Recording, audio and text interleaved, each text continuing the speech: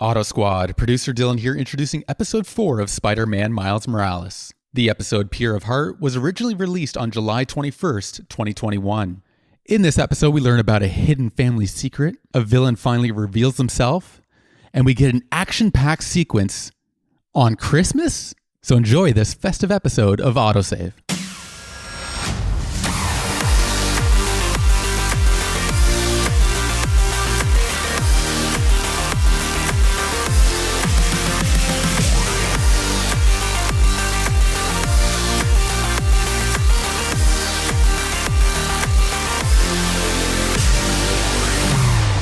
Welcome to AutoSave. I'm Camille Salazar-Hadaway, and here with me is my co-host, Nick Andrade. Nick, how are you doing, man? I'm ready to roll. I got my Star Wars shirt that has nothing to do with Miles Morales. Well, Disney. Yes. Well, Disney owns everything at the moment, so, Yeah. Can't go wrong with it. That is true. I feel like I could, think of my childhood, think Disney, and then think of, just grabbing a coffee, and somehow Disney owns that coffee shop. They're just everywhere. They probably own everything now at this point. It's just literally Amazon and Disney. And that's it's like who owns 6 everything degrees of Disney. Yeah. You can probably get there really fast. 100%. All right. Well, I don't have any Disney to represent today, but we are going to be talking a little bit more about Miles Morales. And for those of you at home, well, Nick and I, we are both gamers who are sharing our love for the games that we love with you. We take deep dives into some of the most talked about video games. And in this episode, like I mentioned, we are continuing our playthrough of Spider-Man Miles Morales.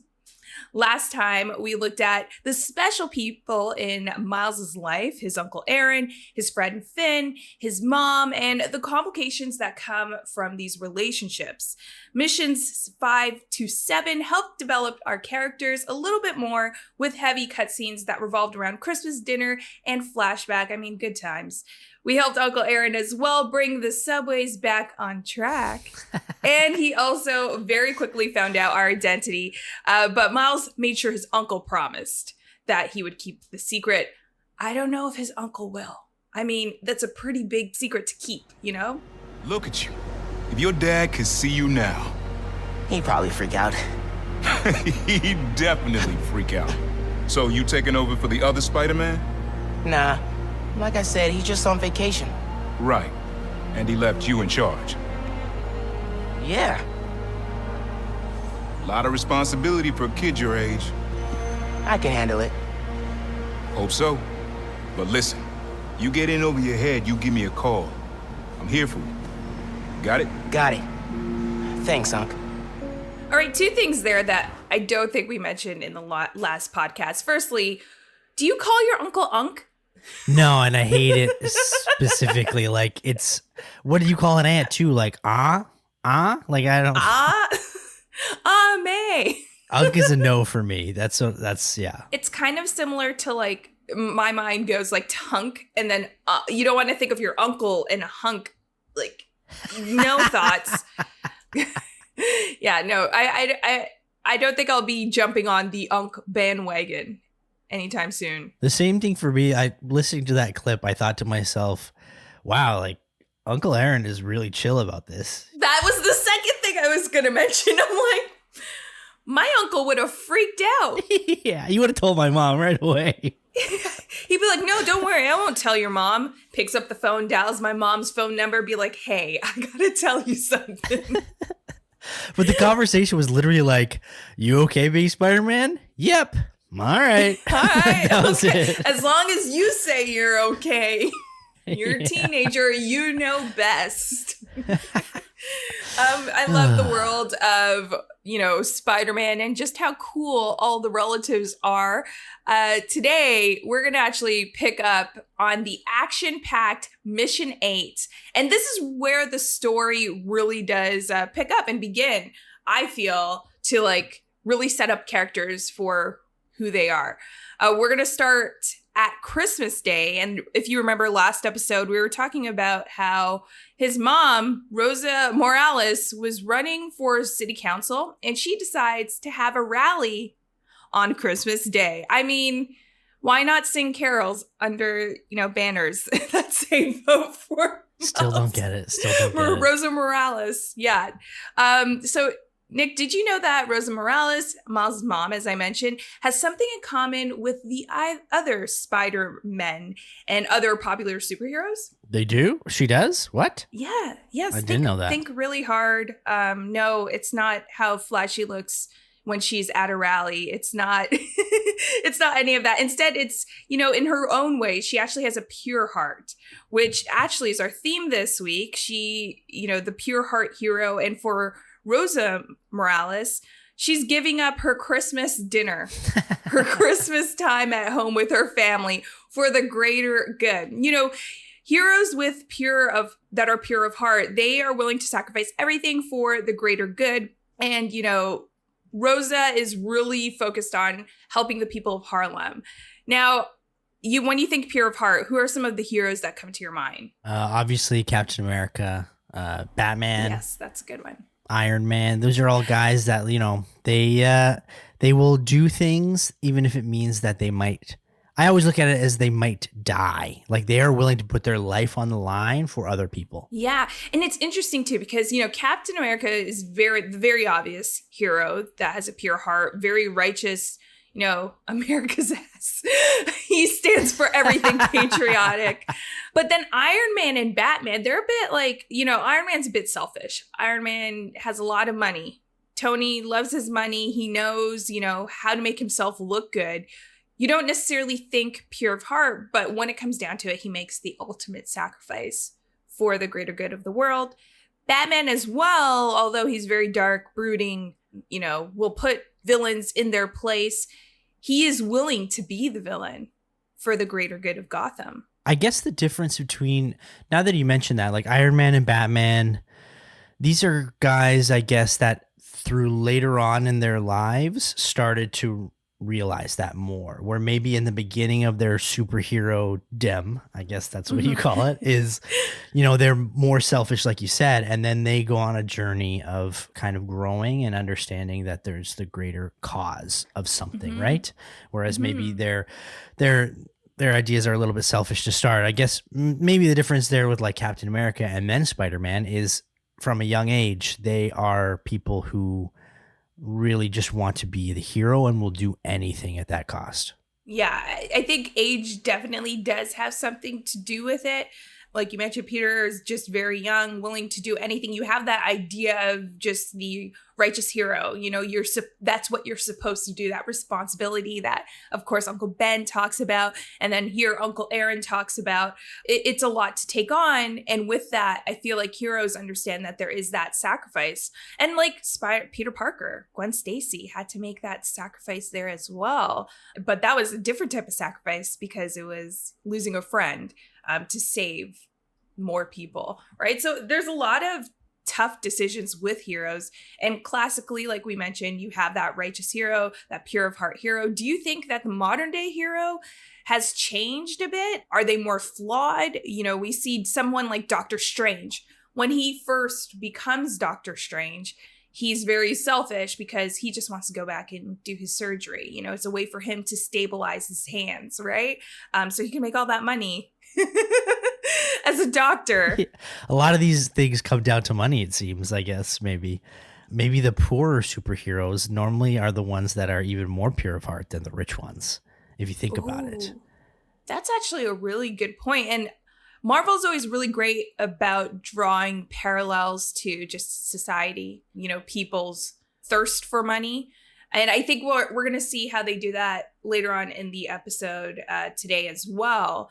But back on, this pure of heart hero, do you think that them being pure of heart gives them more respect amongst the people they're trying to save? I think it's on a case-to-case basis, honestly. Like in terms of, I don't know, if you're pure of heart, some people might, I think we get into this in this episode, is you can be as righteous as you can be and, as morally good as you can be, but some people might perceive that in a negative way, where again, that might get you into certain trouble with certain people where they think, well, maybe you're trying to do things for the greater good, but it's affecting us in a negative way. That's true. Also, if you think about it, I feel like sometimes the people they're trying to save going back to my thoughts on Jonah Jameson, usually try to push the blame onto someone. And, villains are really good at disappearing right in the nick of time when they're just about to be apprehended. So who can you point the blame at? Usually it's the hero. So even though they're pure of heart, they're doing things for the greater good of their communities. Just sometimes they do need to take that blame. Like we were talking about, Batman is literally he plays the villain, or is that figure for the community if they need to blame someone, because he knows that there has to be, someone that they can blame. I look at it realistically too, maybe in the real world, if things like this took place where there was always villains attacking cities and, heroes had to save, like, I feel like the burden would be too much. And again, like if there's constant chaos, even if you're trying to do the right thing, people would probably be sick of it. I guess they really explore those themes mostly in like X-Men, where there's like mutants, non-mutants, and the fight between those two factions. But I look at it realistically. And then again, you mentioned like the modern hero. Maybe there is no such thing as a righteous hero. And maybe it's just in the comics where you're trying to project the best part of someone. Whereas in the real world, I guess there could be no perfect hero, and they will always have conflicts, or they're always, might have a little bit of a dark side. Yeah, that's true. Okay, for those people that watched the Snyder Cut, this isn't going to be a big spoiler. I'm not going to spoil anything.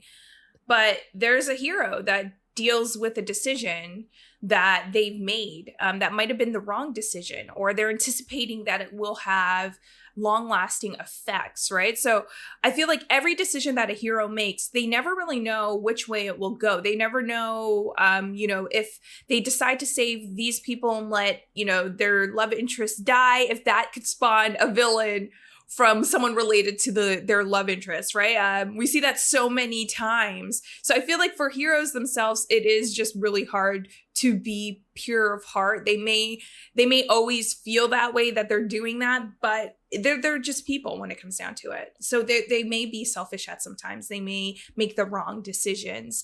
And a lot of that, I think, also has to do, them trying to be good with their upbringing. Like I mentioned, Rosa Morales, seems very pure of heart, doing everything for the people of Harlem. And that kind of echoes out for Miles specifically. So it's interesting how we see the influences, Uncle Ben for Peter Parker and Aunt May, right? The influences to make these heroes pure of heart.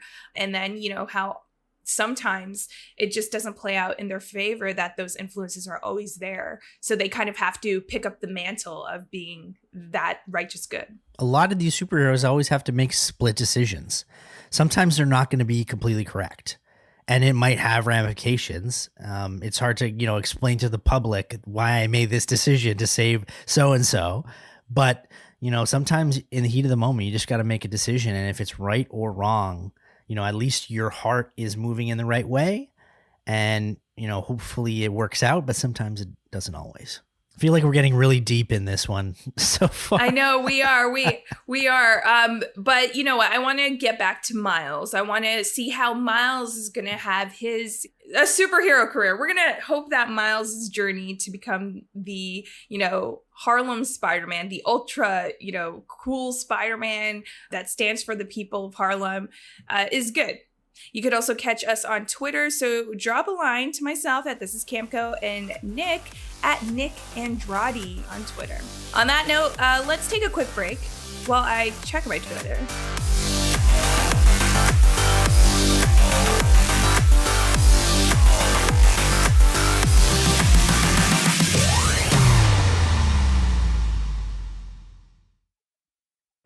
Come on, we're gonna be late. Hey, dude, I am so filling your suit with snow. Are you still wearing your suit? Yeah, just in case. It's gonna be fine. So we're at the rally. Miles is wearing his suit underneath, just in case. I guess that's what heroes do. We see that with so many heroes. And it just so happens that a street fair is also taking place outside of Miles' home while this rally is taking place. A lot of things are happening. On Christmas Day. Come on, guys. On Christmas Day. On Christmas. I don't get it. On Christmas. maybe our heart's not in the right place. You know, if you think about it, Christmas is about spending time with the ones that you love. They're spending time with the people in the community that they love. They're celebrating that community. So you know what, Miles? Props to you and the people of Harlem, the people in your community. No. You know what? No? Nick's like, no. No. You know what? If I am Rosa Morales' PR person, I think this is a nightmare right there. Especially like you got to set up, if you want to rally, you know, people aren't going to show up on Christmas. I'm sorry. These people that we see today are really nice that they're doing all this on Christmas Day, but come on. If I'm her PR agent, I'm like, no, we got to do this maybe Boxing Day, maybe the 27th, maybe the 28th, like when people get back to work or whatever. Come on. Everyone's, you know, roasting chestnuts on an open fire at home, okay? They don't got time for this, even if it is to help the community. They're counting sugar plum fairies. There's a lot to do around Christmas. There's no time for a rally. But yet we're here at a rally. And there's a bunch of booths set up for this really cool fair where there's merchants. We have that little Spider-Man booth where you could donate toys to kids. And in the back that you see the Spider-Man from the PS4 game, which I thought that was a really cool Easter egg. You look around, you talk to people, and Uncle Aaron just so happens to be there. Talk about being nervous that your uncle may, you know, tell everybody your secret. Why, Uncle Aaron? I mean, Miles hasn't seen Uncle Aaron for such a long time. Now that he knows the secret, he's popping up in public places. Very sketchy. There's also an underground tag here, and Roxanne security is just scattered throughout this fair, which is not really something that you'd expect in a street fair or a rally. I guess maybe a rally, but they're rallying against Roxanne, so why would you be there? That's what I thought was so funny is like they have Roxanne security, but, you know, Rosa is trying to fight against Simon Krieger. So, I mean, I guess Simon Krieger is a nice guy after all. He's giving her security. Nope, probably an underlying meaning for that. Spying on her is what he's doing. Look, okay, the security at Roxanne just wanted to do some shopping. It's Christmas Day, they're working. They wanted to see if they could donate a Spider-Man plushie to some kids in need, okay? They all probably volunteered because they're getting time and a half because it's Christmas Day. Yeah. Triple like, hey, what do pay? you want I'm to in. do? Yeah, triple pay. Yeah. Plus, it's usually quiet on Christmas Day, you would hope. So no trouble here, right? I'm making too much of a big deal about it. Sorry. Yeah. So Miles walks around. He meets a few people. One of the people that he meets is a mural artist, Haley, who is deaf and does sign language. And then we find out Miles actually knows a little bit of American Sign Language, which is really cool. I also think that there's a bit of chemistry between Miles and Haley. He kind of gets, you know, a bit shy and clumsy around Haley. So that kind of makes me hopeful for what their relationship will look like throughout the game. And it was just a really sweet moment. It made me confused at first because, again, I thought that Miles liked Finn. And Miles also acted the same way towards Haley as he did Finn. So maybe, I don't know, I think he has crushes on both girls, just in general. But yeah, her introduction, for me, I thought was really great because just the inclusion, again, like you see all these different types of backgrounds and everyone's different. And I just love how this game is just so inclusive in that way that you get representation from so many different aspects. And that one was like, oh, wow, okay, that's awesome. I love that. Yeah. And then again, like Genki mentions about them taking ASL in the next semester, it's just really, really nice nods to things that you know, a lot of games before this one specifically haven't really covered. And I really like that. Yeah, I completely agree with you. As well as we see at this point, after the interaction with Haley, we see Rosa Morales. She actually goes up and speaks. But then someone crashes the party. Roxxon is transporting Newform, its experimental fuel, across the city. But they won't tell us the risks. This message is for Roxxon. The man you answer to, Simon Krieger, is a killer. This plaza is a monument to everything he's done. I won't let it open. The underground will stop it. All right, so we're fully introduced to the Tinkerer, who is after Roxxon and Simon Krieger, who the Tinkerer actually says that they are the killer, and the Underground crashes the rally. So they're saying that Roxxon and Simon Krieger is the real big baddies and is trying to do justice on their own. So kind of like a vigilante in a sense. And Miles quickly changes to take care of business, which means there's lots of enemies. The big hands. The big hands are here to play.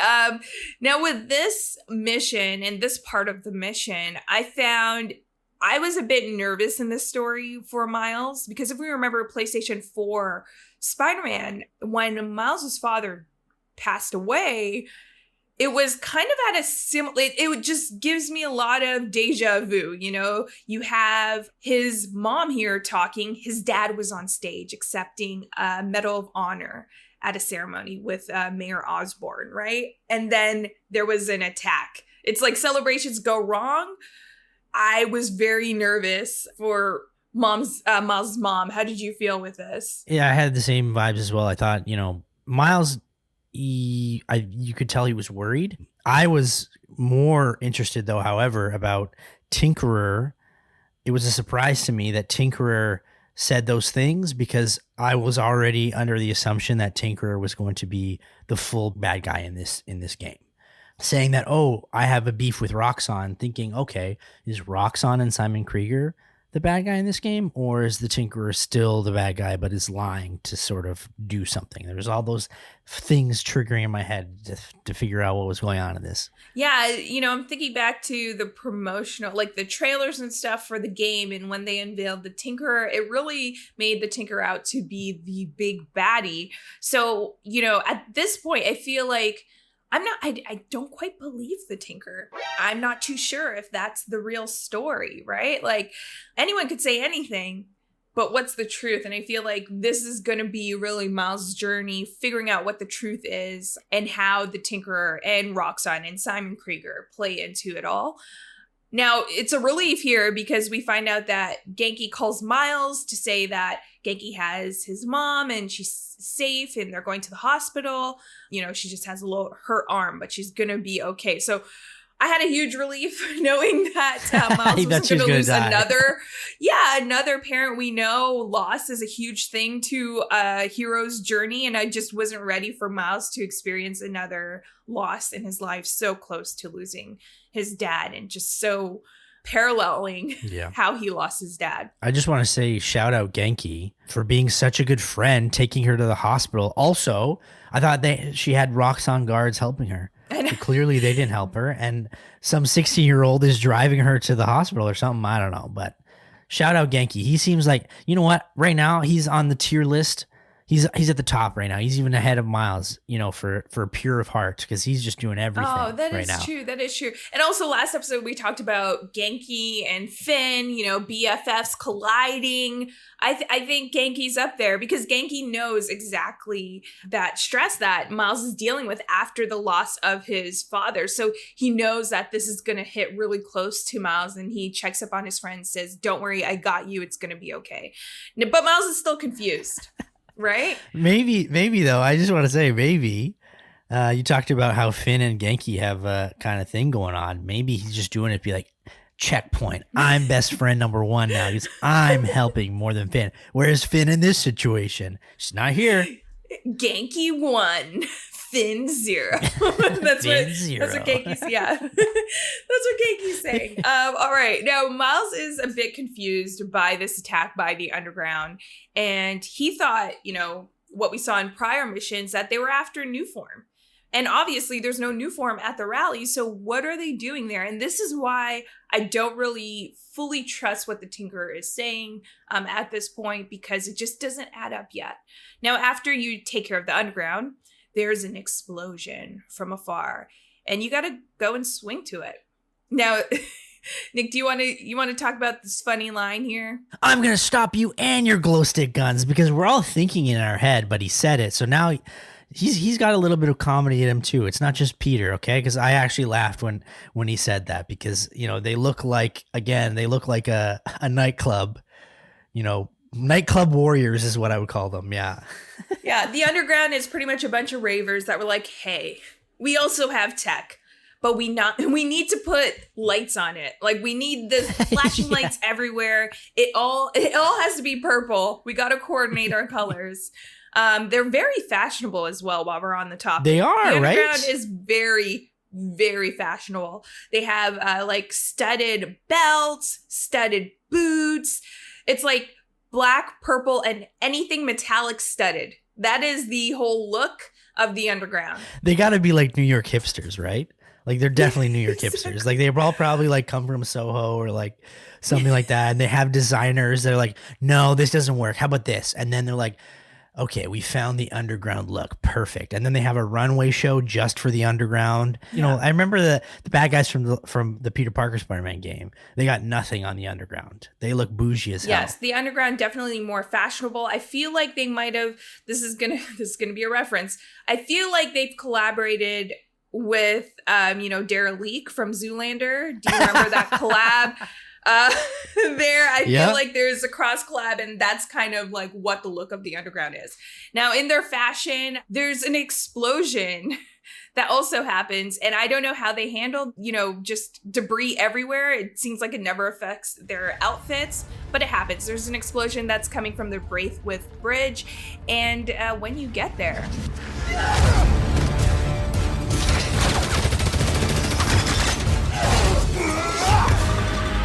We're after the new form. Ignore everything else.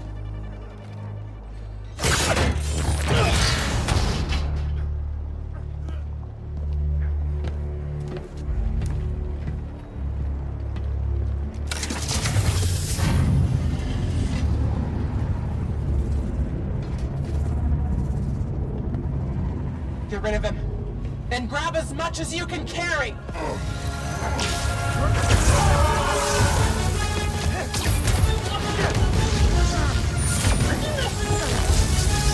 What are you doing?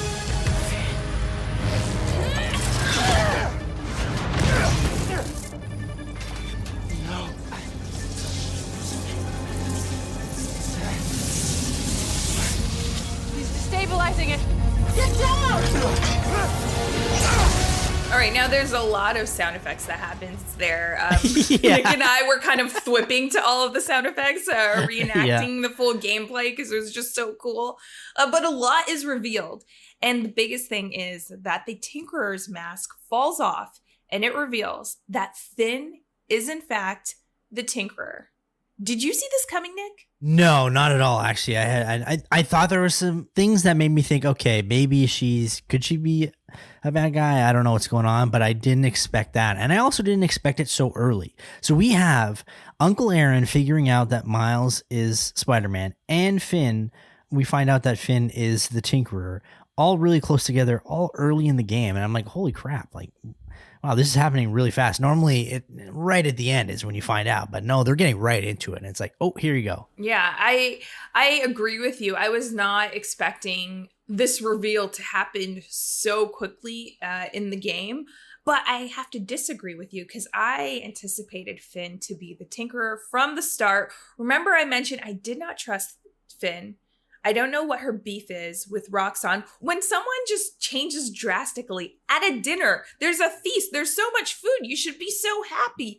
Roxxon, no, I don't like them. In the middle of the dinner, Good point. You know something's off. Yeah. Plus, when you first hear the Tinkerer, I kind of picked up that the voice sounded very familiar. So I think that's why I wasn't too shocked by the reveal, but I was shocked at how quick it did happen. And this is obviously devastating for Miles because Miles just reunited with his childhood friend, Finn. And now to know that Finn is actually going to be the villain, which is such a classic thing for Spider-Man too. Right, I know. It's always so many layers. When Miles says Finn, it's like he's heartbroken. Like there's so much pain in his voice. And I love to his spider eyes go so wide. And he's like, Finn? And I'm like, oh no. And he was actually devastated by that, especially because again, he is so pure of heart that, he wouldn't expect this from his friend because I think he chooses his friends that he chooses the right kind of people to be in his life, and he thought that Finn was one of those people. So he's completely heartbroken at this point. Yeah, I completely agree with you there. It seems like his friends kind of mirror his own personality. So he wouldn't expect, obviously he's not a bad guy. He's standing up for the greater good. So he wouldn't expect one of his friends to be doing the opposite. Now, the Plaza attack apparently was a distraction so the Underground could get the new form shipment on the bridge. So that kind of explains why there's so much action on the bridge. And Miles and Finn fight. Obviously, this is just breaking Miles's heart. He gets knocked out into the new form while using his venom power. So it all explodes. And Finn takes what new form she can and leaves Miles to fight the rest. Gotta get people off the bridge before it comes down. Fire!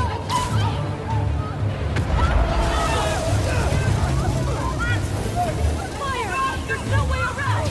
Spider-Man! Over here! Everybody get out! Everybody up!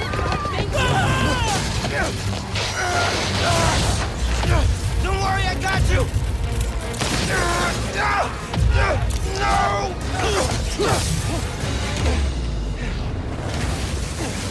Thank you. Man! Those people! They're trapped! You heard it right there. People are trapped and you got to save them all from the bridge because the bridge is literally falling apart. There's a giant bus that is starting to fall down. Now, this is a really cool slow-mo combat that you get to do because obviously you got to get everybody off the bus. There's a lot of quick time events that's happening here. And you manage to save the driver, which honestly, this whole sequence makes me stressed out, okay? Because Miles finds out that his friend is a villain. Well, first he finds out his mom was put in danger because of this villain. Then he finds out his friend is the villain. And before he even gets to settle with that and her literally causing this mayhem, he has to go in and save these people that are literally falling to their death. I can't be a hero. I want to be the person in the chair all the time. I just want to be Genki. If I ever get to step into the superhero world, I'd rather just be at home, eating some chips, making the calls. He saves everybody in this. All of these events happen so fast too that you're kind of like bracing for impact. It's almost similar to Mission 1 where everything is happening at once. I don't even know. I can't even comprehend everything. Again, there's a big reveal, but you don't even have time to digest that because everything is happening and the bridge is exploding. The bridge is collapsing. Miles has to save everybody. He can't even process that. Like you said, he's just got to save everybody, which he does a great job of. But with my controller, I feel like I can't even keep up with what's happening.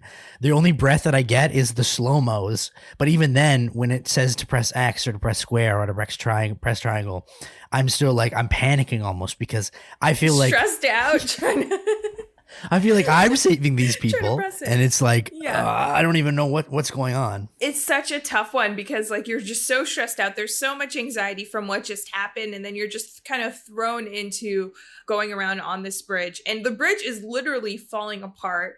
Again, a really cool scene.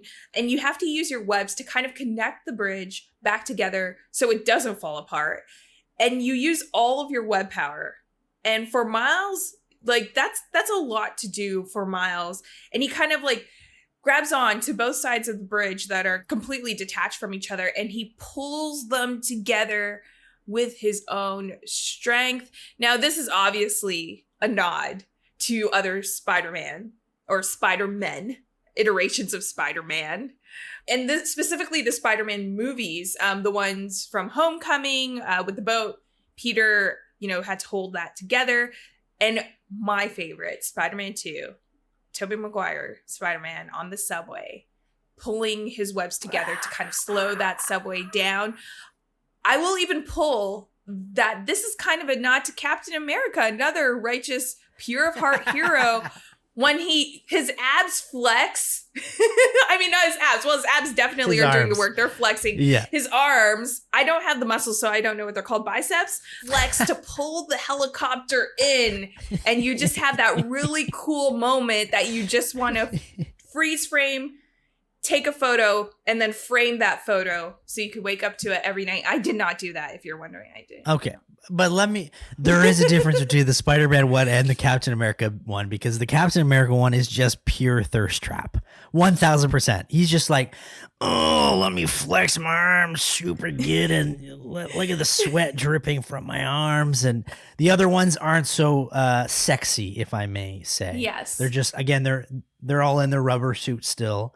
So you can't really see them flexing that much, but it takes a lot of strength to do that. It does. And if you think about it, they're kind of being torn from both sides, like literally trying to hold these two things together.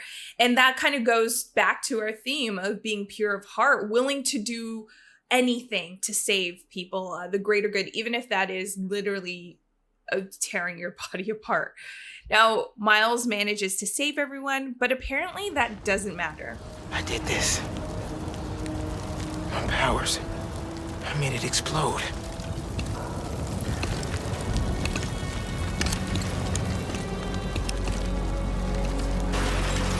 Everyone's safe. After the explosion, the bridge started We've got eyes on the other Spider-Man. Please advise. What's going on? I have no idea. Copy. No! No, I'm not your enemy. What are you doing? He saved us! Hey, leave him alone! I'm recording this! We're watching! Put that phone away now! I said put that phone away now! Hey, get your hands off me! Leave now! This is your last warning! I saved him! What the hell? Where'd he go? Oh my God. Did he go over? Did they push him? What happened to him? Now a lot happens here, but first let's tackle, his camouflage power that he just learned about thanks to being scared out of his mind. It's kind of like his defense mechanism. How cool was that? Obviously Miles is known for this camouflage power in other mediums of him. Were you really surprised for it to be unveiled this way? I almost forgot that he had camouflage because, again, I didn't know Miles too well other than Into the Spider-Verse. I didn't pay attention to most of his story beforehand in the comics. So when I saw this, it was kind of a new reveal to me. I'm like, oh my God, this guy has so many amazing powers that trumps Peter's Spider-Man 1000% out of the water. Like, he's just incredible. He's got all these amazing superpowers. But again, maybe like it's kind of like an anime trope where in anime, a lot of the superheroes or the superpower guys, they always find their powers through a situation where they're afraid, angry, upset. And this, again, he doesn't do it on his own. It's literally just his body reacting to the situation that he's in trouble, and he goes camouflage and he finds out about his new power. I thought that was really cool. Yeah, it was really cool. Although I did have a moment where I'm like, dang it, not yet, because I wanted him just to take out the Roxxon security. I wanted an action sequence. They're moving fast with this story. We got to keep up. Tinkerer, Uncle Aaron, everything's happening at once. We gotta, they gotta wrap it up. That's why they're doing it real fast. Yeah, what I do like though, obviously with everything moving fast, we still have, some people within that community identifying that Miles is pure of heart. He's the good guy. You hear the civilians actually pleading to Roxxon security that he saved them, right? They were saved by Miles. And obviously at this point, Miles is trying to process everything that just happened. Plus, he feels that it was his mistake that this explosion happened because, of course, he kind of fell into it and his venom powers triggered it. And it's just very classic, a superhero story to have this point in their journey where they feel like they've made a huge mistake, And that's what I like seeing in this instance because it's kind of following that trope. It's so hard too, though. Again, I talked about earlier about making split decisions. Miles goes to the bridge because he's got to stop the Tinkerer, and then he's got to make up for that mistake. But a lot of the people on the bridge realize that hey, he saved me, or he saved us. And then again, there's the other side where they look at it. Well, you caused this explosion. You're at fault for this. But he's just making the right choices in the wrong situations, unfortunately. And people will look at that, and it really, I think it dawns on him maybe about everything that Peter does in a good way. Now it's his kind of realization that even though he's trying to do the right thing, sometimes he can do the wrong thing and it's perceived that way. And now he's starting to realize how conflicted or why people are so conflicted about the Spider-Man maybe, because again, he tried to do something good and something bad ended up happening because of it. If that makes sense. I don't know. No, it makes perfect sense as well. I want to actually mention this part. It really hit my heart. We mentioned in episode 1 what this game kind of means to me. And, this game came out in a year where BLM was such a huge conversation, right? A bunch of advocacy for Black people in America and Canada. And I feel like the Insomniacs kind of making a small political statement here, with Roxxon automatically seeing Miles as this villain, not hearing from the citizens kind of what happened. And even at the end of this sequence, you have that point where Miles is really confused on why they turned their guns on him when he's just trying to help and they're not even listening to him. So I appreciate that nod, and it kind of hit close to home in terms of like what it means for the Black community, people in my community. So I appreciate that. Now, once the dust settles and he gets home, Miles listens to JJ. No. Like, why would you Don't do do that? it. Firstly, after feeling like really bad, that's like the last person you want to talk to. And he also listens to Simon Krieger, who they are just both blasting Spider-Man and all the damage that he did, in all the chaos that happened from that damage and, everything. I don't want to say that he caused the chaos because he really didn't. They're saying that he's a menace, which obviously menace is Jonah Jameson's favorite word. And Miles obviously is down on himself. He's having a conversation with Genki before his mom comes in. He's just saying, I don't know why they were pointing their guns at me. I messed up. Like, this happened because of me. And, he's feeling down and he feels like there's nothing that could kind of help him at this point. But when his mom comes in, she kind of offers more help to Miles than she would ever know that she did. And I thought that was really sweet. And obviously Genki, another point for Genki. Yeah. And on the best friend list, he kind of also helps pick Miles up from this low point and tells him to stop doubting himself, stop doing things as Peter Parker would do, but start doing them as Miles would do. When I got powers, and I thought I would be able to fix anything. Do anything that Spider-Man does. Whenever you say Spider-Man, you always mean the other one. You're Spider-Man. You can fix this. Your way. Yes. All right. Genki and Miles, they put their heads together. They're like, we got to do this our own way. Let's get rid of that horrible suit that Peter gave you.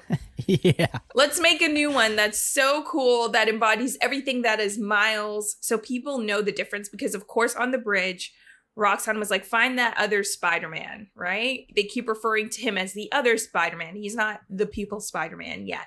And Genki really helps Miles to realize how much he could do for himself and the people to get rid of his own doubt. How did you feel about this sequence? Because it's so common, again, a common trope. You have the lowest of lows met with one of the highest of highs in the video game. It's so much to unpack. Again, you just dealt with all this bridge stuff, and then now they're taking you to an emotional side of it.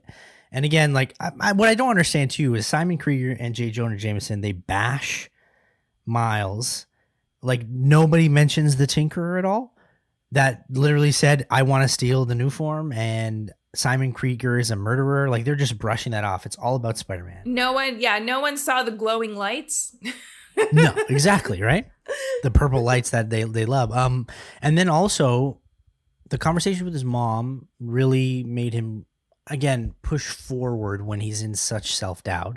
And this, again, he never realized how much of a toll this job really has. And now he's starting to figure it out, that maybe, even again, his pure of heart mentality isn't always so perfect. But Genki in general, what a great best friend. I'm just gonna, a round of applause. This guy, this is like when you say no new friends, or you only surround yourself with positive people. This is why, because he's picking up his best friend and saying, don't worry about it. you can't save everyone. You got to just do what you got to do, and let's make your own identity, and let's just make you the new Spider-Man, and you do what you can to save as many people as you can, and be there for the community. And he's like, let's do it. And then Miles is like, yeah, let's do it. Yeah, let's do it. Genki is the man with the plan and the, power to encourage his friends. It really, honestly, just takes the trophy for Best Friend of the Year. And of course, this part, my favorite, when they introduce the soundtrack back in, we get a great montage of creating the suit. I just love all of it. But that was quite a lot that we went through. And now, I feel like we just need a little bit of a break. And then when we come back, we'll wrap our thoughts around what we thought of this whole mission. Came along, now my people here with me, I'm in my zone. Been around the block a time or two. I tell you where to go, I tell you how to move. I got longitude and latitudes. Keep it moving, that's my attitude. Looking back, I know they probably doubt me. Now the city on my back, I wear it proudly. I'm a hero in the making. If I'm dreaming, you can't wake me. I think I'm destined to win it. They playing games, I ain't in it. Yeah. I took the message and sent it. Felt like I was born for this minute. This is my time.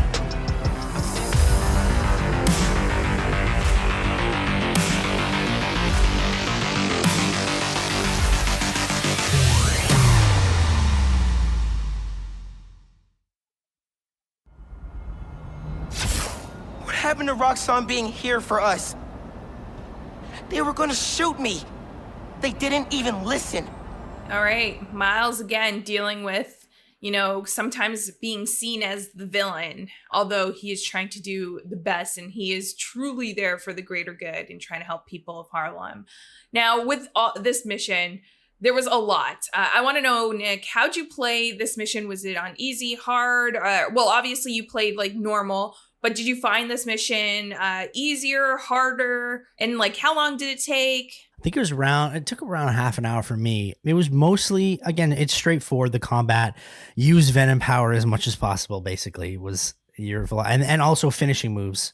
The circle, triangle, finishing move. That's very, very handy when you're trying to do this. But it wasn't that hard until I got to actually when you had to fix the bridge. I didn't realize. Oh, did you fall off? I almost fell off. I fell off. I was just swinging for a good minute without realizing what I had to do. And then the R1 trigger showed up. And then I'm like, oh, I have to put the bridge together. But everything was happening so fast that, again, I couldn't really comprehend what was going on. I just know that I felt a lot of emotion. I don't know how many times I brought this up, but as I get older, I get more emotional in terms of the media that I watch. Okay. Where even in Guardian of the Galaxy 2, when Yondu passes. Oh no. Right? Tears. Oh my God, I was crying. I remember thinking in the movie theater, oh my God, I'm getting emotional of a blue guy with spiked hair or whatever, who had no part in this movie most of the time, and all of a sudden is a father figure, and I'm weeping at this movie. And the same thing, everything with the phones and Roxxon trying to shoot Miles and him being afraid and him being sad, everything was hitting me emotionally left and right. I couldn't handle it too much. Even now, listening to these events take place, it hits home for me. It's tugging on the heartstrings. No, I completely feel that. Similar to Yondu, when he passed away, like you mentioned, he became this father figure right before that ultimate sacrifice was made. Oh my God, he's a pure of heart hero. Oh, Yondu is a pure of heart hero, and I feel like crying for him all over again. It was so sad because obviously he was doing so much good, but to the viewers, we just thought he was being an asshole. We didn't know, right? We didn't know that he actually had this soft side to him.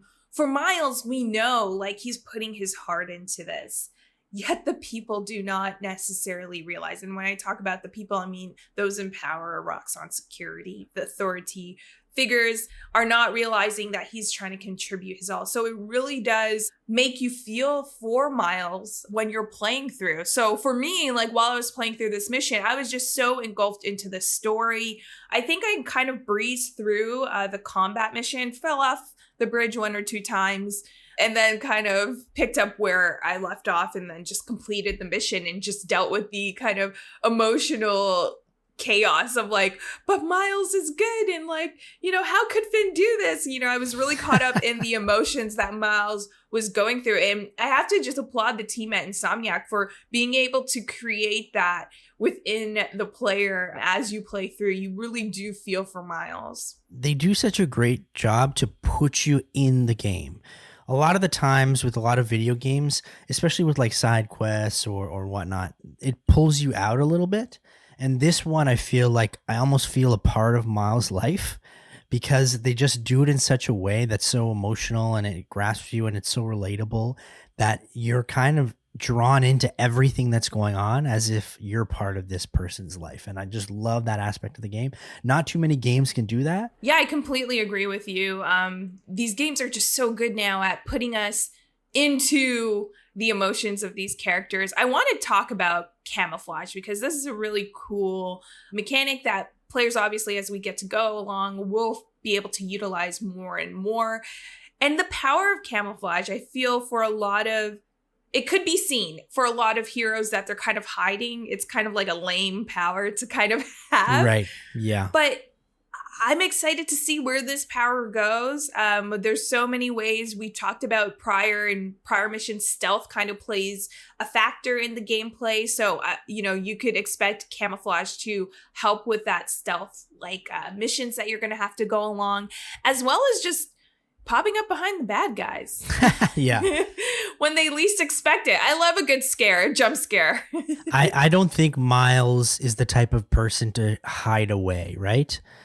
You can't get that kind of, some heroes, like you said, they have the power of invisibility or something, and they use that because they are so emotionally scarred. I don't think Miles is there to a point where he wants to hide away. He wants to do more. And so he's only using camouflage as a way in, like you said, in kind of fighting or combat, to use that skill in that way. He doesn't want to hide away from his problems. I think he likes to deal with them directly and head on. That's the type of person he is, which is, again, why I relate with him even more. You're willing to put yourself through harm's way for the greater good.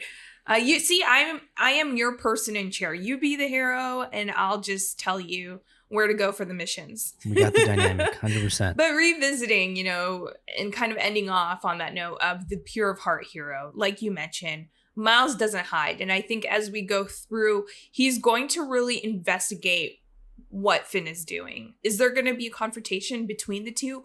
I don't know, but based on Miles's personality, I would hope so. I want to mention too, with the pure of heart hero, there's a difference, and I think we mentioned off the top a little bit with Iron Man, Batman, whatever. Miles is pure of heart.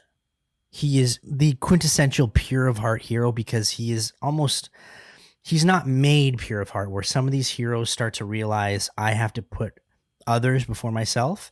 He already is doing that. And I think he learns that also from Peter, because Peter is that type of person as well, where he automatically, because of the traumas that he dealt with early in his life, when he got his superpowers, he pretty much instantly used them for good.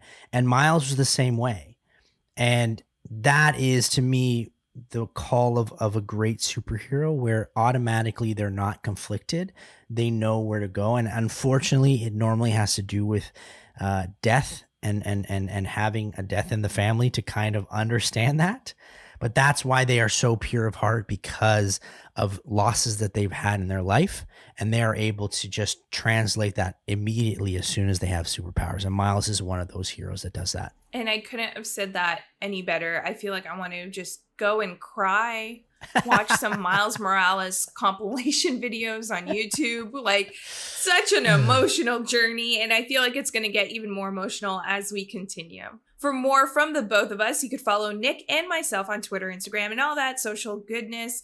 For Nick, you could find him at Nick Andrade, and for myself at This Is Camco. And for what's coming up next, well... Okay, boss. What's the plan? Finn's family has a repair shop in Midtown. She used to do all of her work there. If I'm lucky, she still does. Wouldn't it be easier to just call her and talk? I don't think so, man. Seeing her on the bridge? I don't know that person. I need to figure out why she's doing all this. Now that Miles knows his childhood friend is the Tinkerer, what will he do next? We'll have to find out next time on AutoSave. AutoSave is produced and hosted by Nick Andrade and myself, Camille Hadaway. The show is also produced by Dylan Wilson. Gameplay and additional elements provided by Chris Zeiser. Executive producer, Clayton Hansler. You can follow the show at AutoSave Podcast on Twitter and AutoSave Pod on Instagram, YouTube, and Twitch. You can subscribe to the show wherever you're listening to it right now. And if it happens to be Apple Podcasts, kindly leave us a rating and a review, but only if it's good. AutoSave is a Soda original hosted on the Soda Podcast Network.